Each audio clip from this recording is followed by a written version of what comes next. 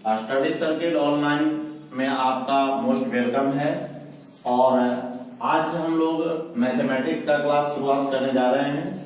Mathematics के class में हम लोग बहुत सारे चैप्टर को देखेंगे। कुछ चैप्टर में आपको बहुत इम्पोर्टेंट है, क्योंकि कंपटीशन के इस दौर में मैथ बहुत ही इम्पोर्टेंट है।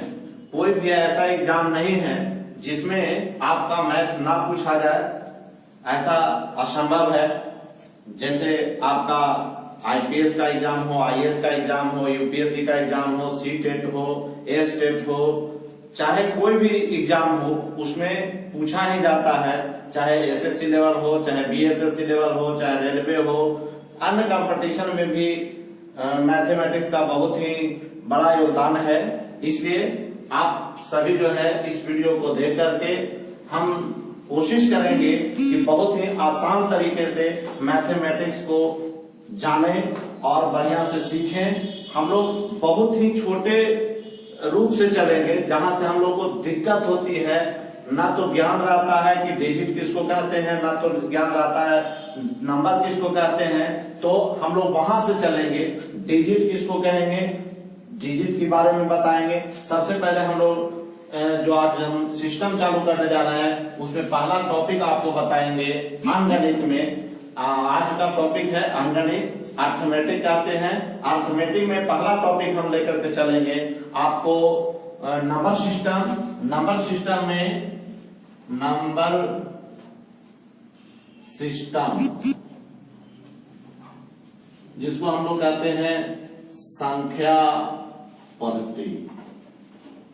तो इस संख्या पद्धति को शुरुआत करने के लिए सबसे पहले हम लोग जानते हैं नंबर बना कैसे। नंबर को बनने के लिए हमको डिजिट चाहिए।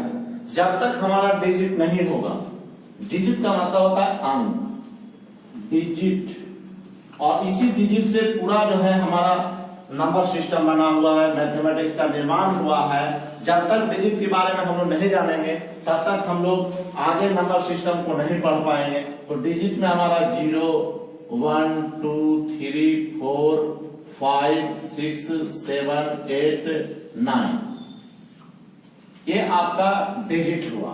डिजिट का मतलब हुआ, हिंदी में कहते हैं अंक। अब हम लोग इस डिजिट को जानने के बाद इसी डिजिट से, जैसे हम लोग अगर कहते हैं कि 10 बनाना हो, तो हम लोग 1 ले लेते हैं और 0 लेते हैं, जो 2 अंकों की सबसे छोटी संख्या होती है। इसी प्रकार से हमको कहता है कि 2 अंकों की सबसे बड़ी संख्या, तो 2 डिजिट में सबसे बड़ा 9 अंक है।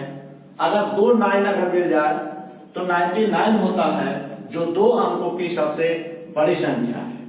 उसी प्रकार से अगर हम लोग थर्ड डिजिट का सबसे स्मॉलेस्ट नंबर बनाना चाहें, तो हम लोग सबसे छोटी संख्या को लिखते हैं। सबसे छोटी अंक डिजिट में 1 होता है, और उस पर अगर 2 0 डाल देते हैं, तो हमारा ट्रिपल डिजिट का सबसे छोटी संख्या स्मॉलेस्ट नंबर निकल जाता है, जो 100 है। उसी प्रकार से हम लोग 3 अंकों की सबसे बड़ी, 3 डिजिट का सबसे बड़ा संख्या अगर निकालना चाहेंगे, तो 3 में हम लोग 999 का प्रयोग करते हैं, अर्थात 999 होता है। अतः 3 अंकों की सबसे बड़ी संख्या हुई 999। अब हम लोग आगे चलते हैं।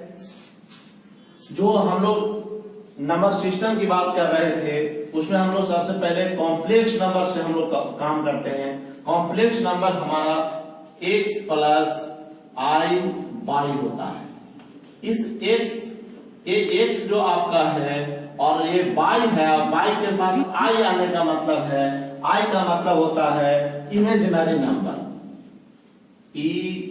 Imaginary number.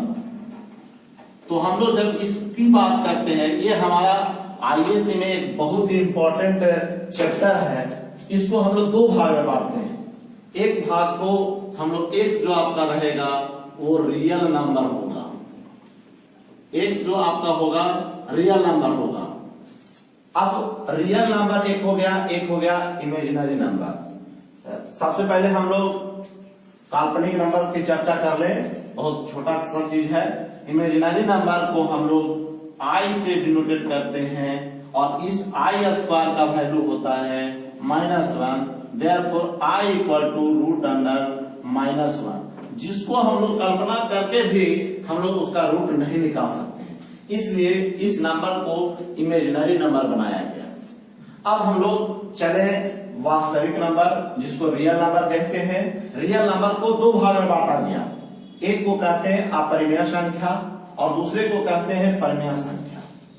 वैसी संख्या जिसका पूरा वर्गमूल ना निकले, वैसी संख्या जिसका पूरा वर्गमूल नहीं निकलता है उसे अपरिमेय संख्या कहते हैं। जैसे एग्जाम्पल में √5, √6, √7, √8 इस संख्या का पूरा वर्गमूल नहीं निकाल पाता है, इसलिए ऐसे नंबर को हम लोग अपरिमेय संख्या कहते हैं। दूसरा हमारा है परिमेय संख्या। परिमेय संख्या को इंग्लिश में कहते हैं रेशनल नंबर।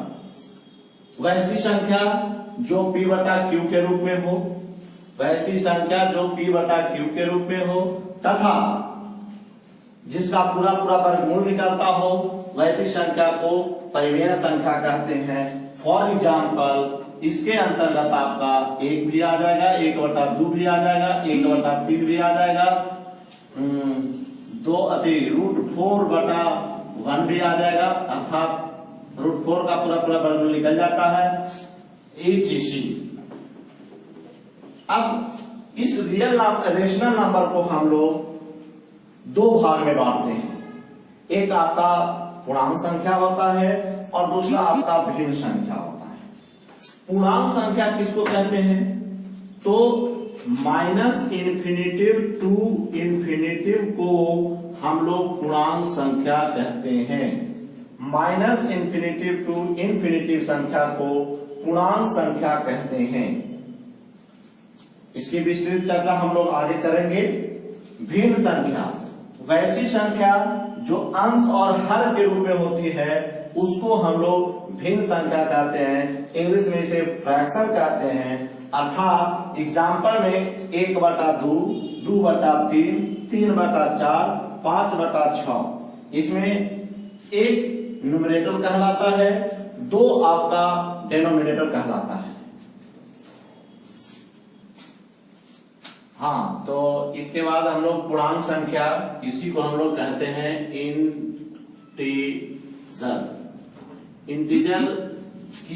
इंटीजर संख्या वैसी संख्या को कहते हैं जो धनात्मक में भी हो और ऋणात्मक में भी हो, अर्थात -∞ टू इन्फिनिटिव को हम लोग इंटीजर नंबर कहते हैं।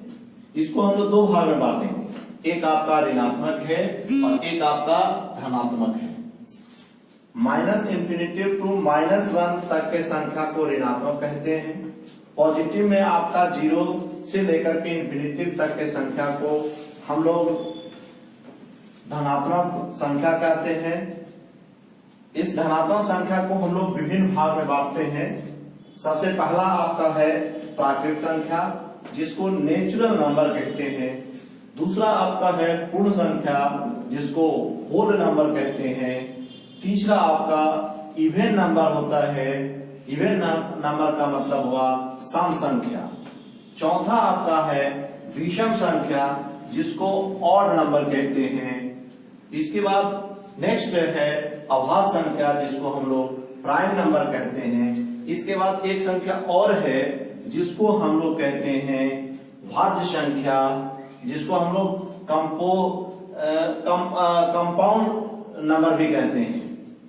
अब इसके बाद एक एक करके हम लोग डिफाइन करेंगे कि प्राकृत संख्या क्या है। प्राकृत संख्या जिसको हम लोग नेचुरल नंबर कहते हैं। काउंटिंग नंबर को हम लोग नेचुरल नंबर कहते हैं, अर्थात गिनती की संख्या को प्राकृत संख्या कहते हैं। जैसे n equal to 1 2 3 4 5 6 7 dash dash dash. n means natural number हुआ। n मीन्स हुआ n equal to natural number. इसी प्रकार नेक्स्ट पूर्ण संख्या है जिसको होल नंबर कहते हैं। गिनती की संख्या में शून्य को शामिल करने पर जो संख्या बनती है उसे पूर्ण संख्या कहते हैं। इसे W द्वारा सूचित करते हैं और W इक्वल टू होता है 0, 1, 2, 3, 4, 5 टू इंफिनिटी। इस प्रकार हमारा प्राकृत संख्या और पूर्ण संख्या हुआ। अब हम लोग एक एक करके प्राकृत संख्या, पूर्ण संख्या पर विस्तृत चर्चा करेंगे। अब हम लोग चर्चा किए कि एक एक नंबर को हम लोग अलग अलग करके डिफाइन करेंगे। तो सबसे पहला संख्या था हमारा प्राकृत संख्या, जो हमारा गिनती की संख्या था, जिसको हम लोग कहे थे कि 1, 2, 3, 4, 5, 6, 7, 8, 9 ये गिनती की संख्या। एक बहुत ही इंपॉर्टेंट चीज है जिसको हम लोग टाइप नंबर 1 में देखेंगे कि अगर कोई भी चार लगातार प्राकृत संख्याओं का गुणनफल अगर हो तो वह 24 से पूर्णतः विभाजित होगी। मतलब कोई भी अगर चार लगातार प्राकृत संख्या कर देंगे, अर्थात पहले हम लोग लेते हैं 1, 2, 3, 4। अगर ये चारों को गुणा कर दिया जाए, 1, 2, 3, 4 को चारों को गुणा कर दिया जाए तो 24 होगा, जो आपका 24 से पूर्णतः विभाजित है। उसके बाद 7, 8, 9, 10 का गुणनफल जो है 50, 140 होता है, जिसको 24 से डिवाइड करने पर 210 मर्तबे कट जाता है। अर्थात कहने का मतलब है कि अगर कोई भी चार लगातार प्राकृत संख्या है जो 24 से पूर्णतः विभाजित होगी। इसके बाद दूसरा टाइप में हम लोग चलेंगे प्रथम n प्राकृत संख्याओं का योग अगर निकालना हो तो कुछ नहीं करना है, फॉर्मूला है n इंटू n प्लस 1/2। अगर याद नहीं है तो कुछ नहीं करना है, जितना संख्या रहेगा उस संख्या को 1 बढ़ा के गुणा कर देना है। अगर सपोज कीजिए कि 10 संख्या है तो 10 से 1 बढ़ा देना है और दोनों को गुणनफल को 2 से भाग दे देना है, अर्थात 10 गुना 11/2। एग्जाम्पल में हम लोग देखते हैं, जैसे हमने पहला एग्जाम्पल लिया है आपका 1 + 2 + 3 + 4 बराबर हमारा फॉर्मूला है n के जगह पर 4 है, n के जगह पर 4 है जोड़ 1 है बटा 2 हो गया, 2 दूनी 4, 5 गुना 2 बराबर 10। मैंने जो कहा कि जितनी संख्या रहेगी उससे 1 बढ़ जाना है। जैसे अगर 4 संख्या है तो 4 से 1 बढ़ जाना है, तो 4 से 1 बढ़ेंगे तो 5 हो गया। 4 और 5 को गुना करके 2 से भाग देंगे, वही संख्या आपका योगफल होगा। नेक्स्ट दूसरा एग्जाम्पल हम लोग लेते हैं 1 से लेकर के 45 तक। अभी हमने बात किया कि जितनी संख्या रहेगी उससे 1 बढ़ जाना है, मतलब 45 है तो 46 कर देंगे, तो 45 गुना 46 बटा 2, अर्थात 45 गुना 46 बटा 2 कट जाएगा 23 मर्तबे, दोनों को गुना करेंगे तो 1035 होगा। इस प्रकार से हम किसी भी जोड़ को आसानी पूर्वक 1 से लेकर के 50 तक, 1 से लेकर के 100 तक, 1 से लेकर के 150 तक आसानी से हम लोग जोड़ सकते हैं। अगर यह फॉर्मूला याद नहीं होगा तो हम लोग इसको आसानी से नहीं जोड़ सकते हैं, क्योंकि अब जोड़ना पड़ेगा। 1 में पहले 2 जोड़ेंगे, 2 में फिर 3 जोड़ेंगे, 3 में 4 जोड़ेंगे, इस प्रकार से लंबी प्रक्रिया होगी। लेकिन अगर यह फॉर्मूला याद होगा तो हम लोग को बहुत जल्दी आसानी से बन जाएगा। नेक्स्ट टाइप नंबर 3, प्रथम n प्राकृत संख्याओं के वर्गों का योग का फॉर्मूला होता है n into n plus 1 into 2n plus 1/6, अर्थात 1 का स्क्वायर प्लस 2 का स्क्वायर प्लस 3 का square dash dash dash plus n का square equal to n into n plus 1 into 2n plus 1/6। इसके लिए एक तरीका है, अगर सपोज कीजिए संयोग कीजिए कि हमको याद नहीं है, कोई फार्मूला याद नहीं है, फार्मूला नहीं याद है तो भी हम लोग का काम चलेगा। कैसे कहिए कैसे? तो जितनी संख्या है, जैसे अगर सब संयोग करते हैं कि हमारा 10 तक का निकालना, 1 का स्क्वायर, 2 का स्क्वायर प्लस 3 का स्क्वायर प्लस 10 का स्क्वायर।